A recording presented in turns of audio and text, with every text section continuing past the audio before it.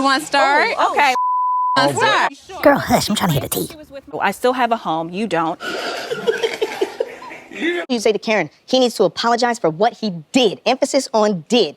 What did I do? I told your wife that I asked you to go to my room, and that's not true, Chris. You still have not told me what I did. I'm getting there. Well, let's go. Okay.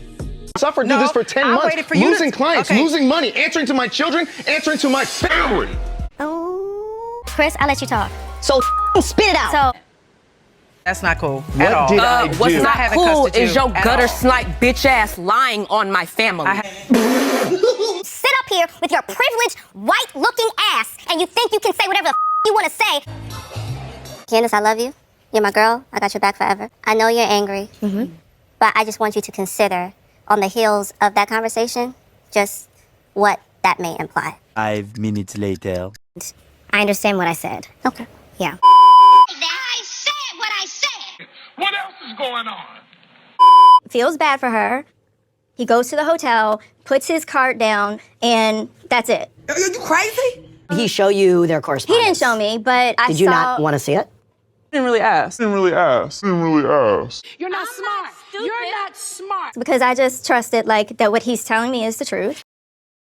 You believe that they were never physical with each other? They were never physical. Fuck you know this. How? Hold on, bro. How? What's up, y'all? It's Brian Keith, and I'm back with another video. Today, we're going to watch the conclusion of the Real Housewives of Potomac Reunion Part 3. And it was exactly what I thought it was. But low-key, I was kind of shocked with the ending of basically with Robin and how it really wasn't like an extra interview. It was just like the Watch What Happens Live interview, but just a little bit chopped up.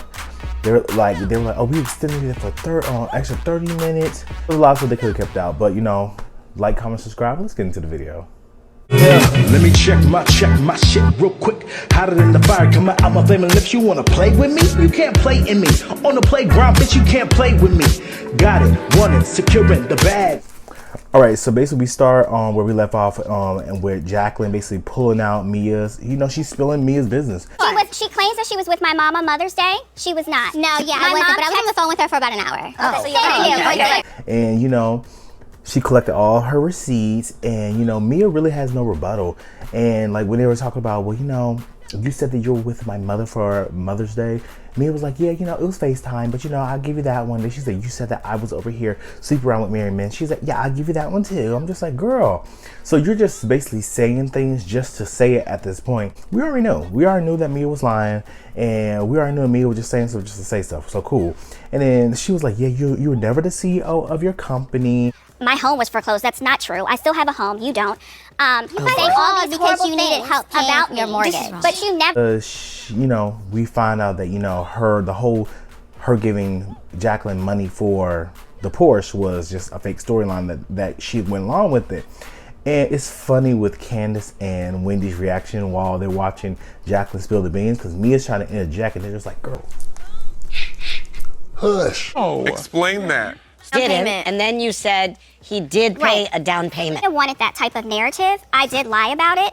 has her whole little bedazzled box, right? But all she did with those papers was literally pick them up, ramble through, put them back in the box, and sit her ass down. She didn't do anything else with the boxes, so I'm just looking like, so you brought the boxes of receipts, but then you're like, I'm not gonna go there, I'm not gonna go there. Girl, this is the time to go there. If you go, like, my whole thing is like, Mia, if you already went low, you might as well just go ahead and go to hell. You might as well just go that extra steps. You already said all this other stuff about it. You might as well just put it all out there like Jacqueline did. She didn't hold nothing back. And then they all basically talked about Jacqueline. Like, Jacqueline, well, you know, you were over here. Every time everybody asked you a question about if you slept with me or she gave you money, you were just like, I'm gonna have to ask Mia. And it was like, you did, Jacqueline. That was always weird. It's just like, give a definitive yes or no. And we all... I was reviewing the show and I was like, it always seems like something is amiss. An Academy Award actress, like, what are you talking about? What are you doing? Because it always seems like there's something else going on. And I mean, boom, we found out this shit was fake. So, you could tell me a lot about everything. Rodney the Voice said in his live, basically, like, you know, Mia, her lies are dangerous. Like, she doesn't just do white lies. The girl is just spewing out stuff and just being reckless at the mouth, and she's trying to get somebody incriminated by anything. But it's funny with Mia, it's like you're mad at everybody under the sun. And even we saw the picture of them going out a few days ago. It's like you're mad at everybody else under the sun, but you're not mad at Giselle basically saying that you're embezzling money,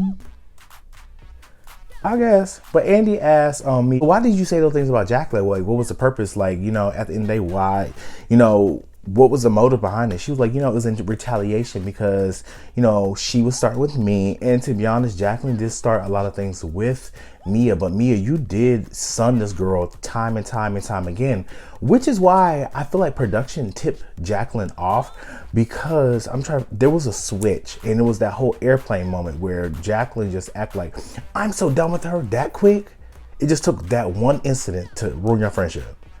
I mean, I get it, your kids. And Mia basically outs Gordon for having erectile, you know, dysfunction, difficulties, but allegedly. But, you know, at the end of the day, she blames Jacqueline. She's like, yeah, you know, you told me that I need to get more dick, and yeah, you just put Gordon out there. Girl, we would not have known none of this if you wouldn't have brought this up. You could just say, like, girl, you over here say I need to get more, you know, dick, so I just said it's about you. You didn't have to throw Gordon out there. Like, he was just a sacrificial lamb. Just boom, just throw him out there. Just like, dang, right? What's that? Jacqueline did say that, you know, Mia wanted me to be her underling. I did lie about it because she kept pushing me because, again, she wants me to be her little underling. Big mistake, because that's not the woman that I am. But to be honest, that was the woman that you was on the show. You were her representative. You basically was under Mia the whole entire time, and I get that y'all were friends and you were a friend of a show, but you didn't act like you had a brain separate until that whole airplane incident. But yeah, Jacqueline, I mean, you really, that was your role. You played it well too, even live for her too. So Jacqueline leaves, and, you know, Charisse joins the stage. And we find out that Robin and Charisse has a 20-year friendship, and Robin basically let everybody know that, you know, I love Charisse, but everybody loves Charisse. Everybody wants Charisse here. And when Charisse wasn't in the room, she was in the room. Like, even in like past seasons when Charisse wasn't on the show, she was still in the background. They still invited her places. So it's like, regardless of the fact, like, everybody's still cool with her, beside Karen. Now, do I feel like Charisse came on the show just to confront and have an adversary with Karen? Yes. Hands down, that was her main objective, because every time she was like, oh, let's go to lunch, let's go do this, let's go do that. And my whole thing is like, if y'all went to lunch, then how would the conversation go, you know? To be honest, I still don't know why Karen is mad at Charisse. She said the whole thing about the mother thing, but that wasn't it. She was mad at Charisse even before then, and we still don't have a motive behind it. Like, what is the reason? But at the end of the day, one thing I can say, I wish Karen would have just said this. Karen should have just said, Charisse, I don't like you because I don't like you. And that's just what it is, period. I would have been happy with that, because at the end of the day, if I don't like you, I don't have to give an explanation why I don't like you. I just don't. Period. We just don't mesh, or this, that, and third. If I don't like you, I don't have to like everybody that I come in contact with. So it was just like, if she would have just said, I don't like you because I don't like you, that would have solved everything, instead of her just saying, you know, she's done so much to me in these years, but you're not saying exactly what. I don't got time. Y'all need to put names. Y'all need to put dates, events, something. So basically, Charisse is giving her side of the story with Karen. This whole 5 years ago thing does not exist. But being that I have been, you know, she always... And she basically saying that Karen doesn't have no reason not to like me. I always been there for her. We were friends during the whole 5-year situation where I went to her mother's funeral. And then all the while, Karen's over here filing her nails. And Andy tells us that, you know, Charisse didn't beg to come back. We asked her to come back. We wanted to know more about her life. We wanted to see what she was up to. But Andy, tell us this. Okay, so y'all brought Charisse back for what, though? You said an update. I mean, an update could have literally been one episode when she had lunch with Robin, like in episode 3. So that could have been like exactly everything we need to know about Charisse. But all she did was she gave us the beef with Karen and came back looking sweaty and disheveled. That was it. Like, she didn't do anything else besides that. Always looking hot. And I mean, hot. Like humid. Perspirating. Sweat. You know? So then Robin brings up the timeline, and to Karen, she's just like, okay, you said you're not being cool. You weren't cool with Robin. You weren't cool with Charisse for 5 years. But literally 4 years ago, you invited her to your 55th birthday. So, I mean, clarify. And to be honest, this was a great point because, like, well, you know, that's true. Like, at the end of the day, like, Karen, you have to realize that some of the stuff you say don't make sense. And we catch Karen in a lot of lies. So it's just like one of those things, like, where I just feel like Karen just be lying and she just don't like people. I feel Karen don't like Sharice because Sharice really has the connections within Potomac, and Sharice really has that lifestyle of a socialite. And I feel like Karen is threatened by Sharice. That's what I honestly feel. But it is what it is. But like I said, Robin had a great point. But at the end of the day, Robin, you could be smart and you could have all this knowledge and insight about everybody else's problems. But when it came to you and Wendy, or Mia and Wendy, you were so elusive and loss of this intelligence of anybody else's stuff. And even with the altercation with or the alleged temptation with Juan, I just chose to believe him. You know, why would that girl just reach out? You know, it just seems so dumb half the time because you can rationalize this, but when it comes to other people, just aloof.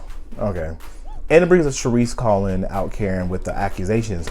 Karen said that all the accusations were lies and they weren't true. And Sharice basically said that, you know, I just said it out of anger. Like, I was mad that she was over here saying all this stuff about me. So I just said all this stuff about her out of anger. So basically, you lied.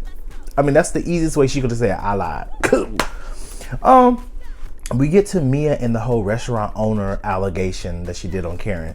And I'm really not about to entertain this whole conversation because at the end of the day, Mia constantly lies, and we caught her in so many lies in this whole episode. So what is the point for me to entertain something when I know it's going to be a lie, right? So like Karen said, she said, okay, if you don't bring it up, I mean, at the end of the day, it doesn't even matter. She was like, bring the information to Andy, and then I can go ahead and sue this person, period. Well, yeah. Mm-hmm. It's the owner. I want his number, and I want you to give it to Andy because I'm going to sue him. And I know Karen's lying about something. I just cannot pinpoint it though, right? Because it seems like Karen is deflecting a lot of the questions, and like she will say stuff like, oh, Andy, you're so shady, or she was like, oh, that's a good one, Andy. Like she will deflect on the situation and make light of it to not make it seem as heavy as it is. So I caught that, right? Wendy made a point, and it was very true. All of a sudden we get to see the beef between Robin and Karen in Mexico. Watching Robin's package, Robin should have definitely been in the first chair on the right side, ahead of Giselle. And we talk about, you know, Robin's beautiful wedding and how Juan signed the prenup. Ashley, you should take notes. And you know, basically what it is, she split her assets 50-50 down the middle, but the caveat to it is that Juan wouldn't have any type of legalities or ownership or rights to Robin's businesses. So that's cool. Robin didn't put the cheating clause in just because she was talking about, well, you know, what if I want to cheat? What if I want to? Girl, we're not about to over here and glorify and like celebrate cheating. But if that's what y'all do, because it seemed like y'all have some type of situation, I'm not saying y'all do, but you know, just outside looking in, you know, they didn't get on the accusation about the secret girlfriend that Juan has, right? Everything that these personal people that we know all a lie. They're all lying. And it's funny because all this stuff is going around now about this girl on social media that Juan, it looked like some girl that worked with Juan. I feel like they just trolling. Yet again, I have to agree with Robin, which is crazy, but I do agree with Robin. Why am I over here tongue-tied? So I do have to agree with Robin that, you know, in Miami, you know, Karen got up and was mad. She was like, do not repeat it again. If you don't have a picture, phone, text, call, message, audio, do not repeat it to me. I don't care. Unless you have names, pictures, numbers, shut the up. Don't come at me again. So Karen did all of that, right? And Robin's basically saying, okay, you said all of that, but now you're being a hypocrite because now you said these comments and these allegations about me and my husband, but you have no proof. We later found out, like later when Ray was there, that basically Karen has the picture in her phone, but Ray was like, oh, don't pull it out. She said, well, you know, Ray said don't pull it out. I'm like, go pull it out. Deflecting, right? It's easy, right? Andy asked Andy asked about if Robin went home and talked to Juan about the whole allegations that Karen brought up about, you know, the blonde woman in Georgetown. And this would have been a prime opportunity for Robin to say, hey, you know, we didn't talk about that whole situation, but it's funny because I thought Karen was going to talk about the whole situation that me and Juan had during COVID. Andy would have been prompted to say, what happened during COVID? Well, you know, there was a girl in Canada and Juan was basically, he paid for her hotel room and the whole situation just looked very sketchy. And, you know, I thought that maybe he was cheating, but, you know, everything was, you know, put to bed and this, that, and the third.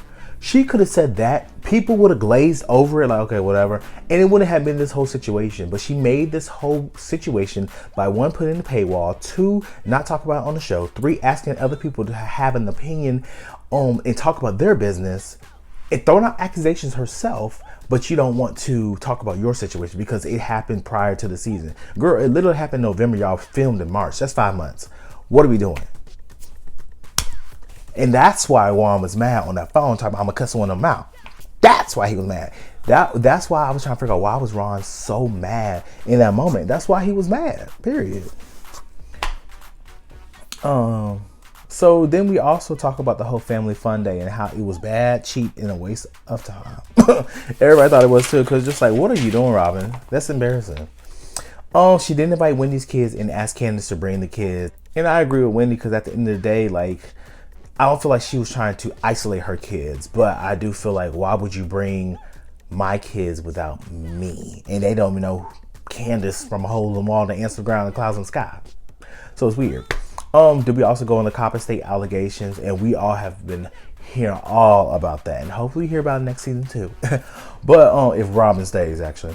But, you know, Robin basically said that, you know, she believes that Juan handled the situation right.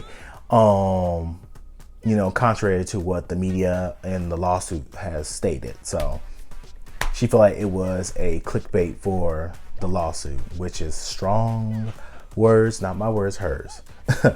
The husbands come to the stage, minus Juan.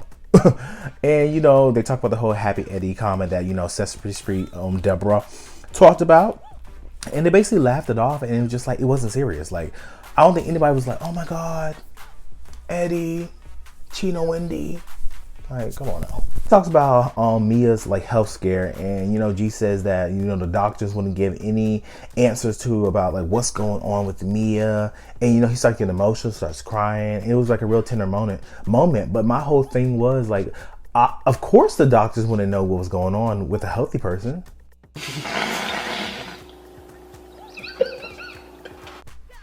So, but you know, at the end of the day, whatever's going on with Mia, we'll probably find out next season. I wish her nothing but luck.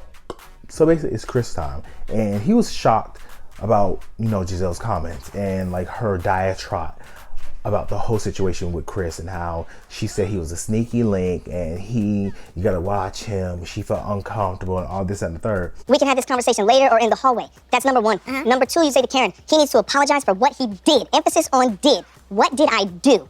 And he clarifies that he did ask her to go into the room. And I mean, that was a big thing because he said that she asked. She said that he asked. So he clarified that up. Cool. He explained, okay, what did I do? Giselle basically brings up who invited who into the room. And she's like, okay, well, this is what you did. You invited me to the room, but you just said that you didn't invite me to the room. So that means you just lied. Okay, he lied, right? But what did he do? Again, we can agree to disagree right there. Whatever it is, you feel how you feel. I'm not discounting your feelings. You still have not told me what I did. I'm getting there. Well, let's go. So Chris is basically saying that he had to answer to his family, work, lost clients, and like he is mad at this point, rightfully so. Giselle basically saying like, I'm not about to do this with you because you're yelling, and I'm not about to do this. And at the end of the day, like, ma'am, you had 10 months to really try to figure out a story to tell. Something you could have said. I ain't going to try. I'm not even going to. But I'm just like, you could have came up with something, and which triggers Candace to basically come and say this. Did I do? What's not cool is your gutter snipe bitch ass lying on my family. I haven't lied. Whoa. Giselle lied. Giselle didn't lie. He made it from some type of way that's valid.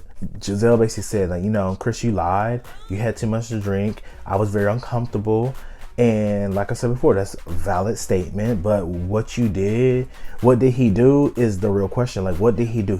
What he did was made you feel uncomfortable. But physically, he didn't do anything physically to you. Well, you know, the reason why all this stuff happens is because what you did to me. Like, when she said what you did to me, it just makes it seem like something bigger happened.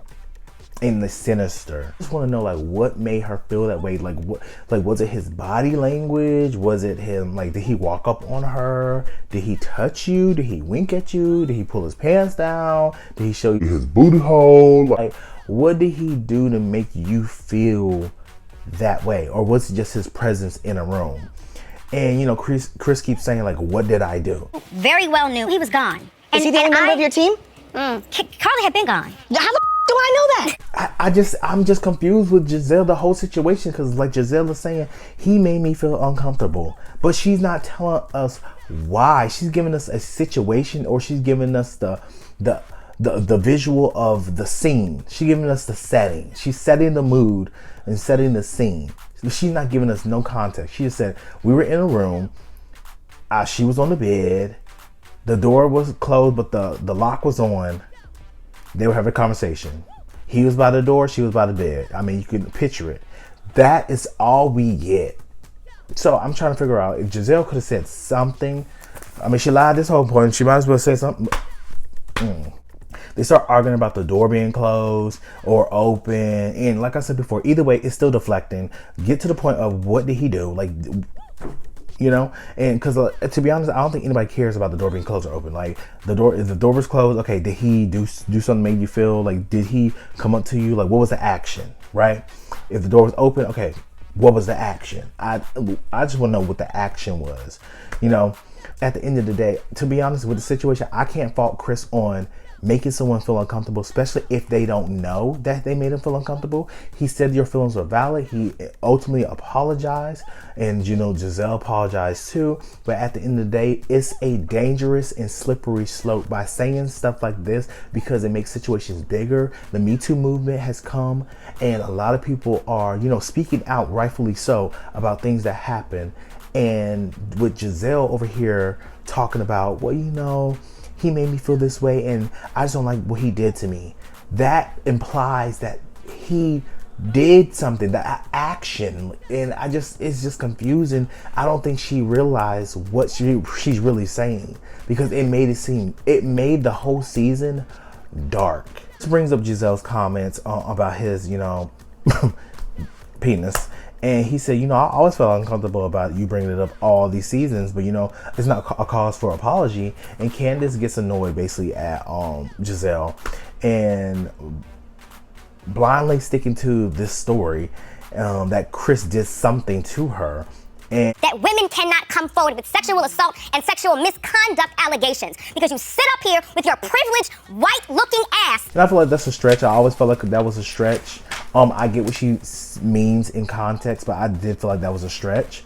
But Candace also says a comment, and like, I just want to say that shout out to Wendy. You has stated something about her white skin. I know you're angry, but I just want. Candace was really a pioneer in the vocal on the whole colorism situation. I understand what she's saying, and I get Candace's rationale when she said that comment. I just don't agree with it, just because I feel like there's a bigger message with this, right? About whole colorism, right? I feel like as Black people collectively, we share a struggle, a common struggle. But I feel as human beings, we all have different variants and increments, levels of privilege, right? Social class, status, wealth, knowledge, access, education, support system, etc., right? These privileges that someone else has, that I might have, or somebody else, you know, we all have one of these privileges, maybe none of these privileges, but at the end of the day, like, somebody's either standing beside us, behind us, or in front of us. And that's just how the world works, right? Someone who looks like me making accusations about sexual misconduct is not often taken as seriously as someone who looks like you. I do respect the fact that, you know, Candace has vitriol for Giselle. And that pattern of behavior that Giselle does by going after these husbands needs to stop. That's just period. Talking about Mexico, and Wendy basically tells everyone that she showed her, that everybody showed their cookie. Everybody. And you know, Ray speaks up about finally has the opportunity to talk about the whole rumors with Karen. He said it's basically BS and he doesn't believe it. And it's good to see that Ray over here sticking up for his woman. Robin says that she believed Karen was trying to imply the fact that Juan sexually assaulted Karen. And she asked Karen, like, was that your implication? I don't feel like that was Karen's implication at all. She said that he made her feel uncomfortable, but she was trying to give a scenario to Giselle. Giselle saying that Chris made her feel uncomfortable, but there wasn't that action. Karen saying Juan made her feel uncomfortable, and there was an action. He hugged her too tight. That was uncomfortable. At the end of the day, we're done. The reunion was cute. Could have been better, but Robin. And this is something with Robin. He talks to her about the BS that she basically was going through this whole time. Robin, this week you admitted on your podcast that Juan had been involved with another woman during COVID and that you knew about it ahead of season 7. And basically, Robin sounds like a big fool. At the end of the day, Robin, you set up here and you have this man tell you like, oh yeah, you know, I just went to the casino just to help her out so I can go to the hotel and pay for her hotel. But somewhere along the way, she gets to Maryland, she's reaching out to him, she tells him she lost her wallet in the casino and she cannot pay for her hotel room. Okay. So, and I could do this, that, and the third. And so, Robin, my whole thing is you didn't ask to look at the receipts, you didn't ask to look at the pictures, you didn't ask Robin just said she blindly believed him just because I don't think he would do that to me. he goes to the hotel, puts his cart down, and that's it. And did he show you their correspondence? He didn't show me, but I saw... Did you not want to see it? I mean, I didn't really ask. Girl, I'm about to get the fuck up out of here. But you got a girl reaching out to you. It could be clout. Could be. But my whole thing, especially like from what we all know with clout, I would think that if the girl wanted clout, she would still be going with this story. Maybe she is. But I'm just like, I just feel like Robin's explanation just never makes sense. When Andy's like, so did you ask him about the situation? Yeah, I asked him, but you know, he told me and I believe it. He was like, so you don't think this sounds dumb? She was like, I don't care about the haters. They can say it sounds dumb. Robin, it just baffles me because you sat up here and you told Candace, oh, everything that happens in our lives should be talked about on camera. But you sat up here and watched what happens live and told Andy, oh, I don't want to talk about my business because of X, Y, and Z. And because of the time frame. I just feel like it's disrespectful. My whole thing is, if you don't want to be on reality TV and talk about your life, don't be on reality TV. I feel like there's some things that could be held to chest, but I'm not going to sit up here and say, if I was on a reality TV show, I'm not going to be like, y'all can't talk about my family life because that's personal to me. And then me over here talk about, so what's going on with you and your husband? Like, why don't you talk about that? Like, how can I ask someone and call for them to be forthright about their lives, their ups, their downs, their marriages, when I'm not doing it myself? It's hypocritical. And Robin, I don't want to say I'm done with Robin because I still want to see her on my screen, but I don't know. They gotta do something. But y'all, let me know what you guys think. This was season 7 of Potomac. What do you guys think about season 8? We already seen that the girls are hanging out doing TikTok dances with no rhythm. So what do you guys think is going to happen? I feel like it's another plotation. Right. But let me know what you guys think. Like, comment, subscribe, and I'll see you guys in the next video. Peace.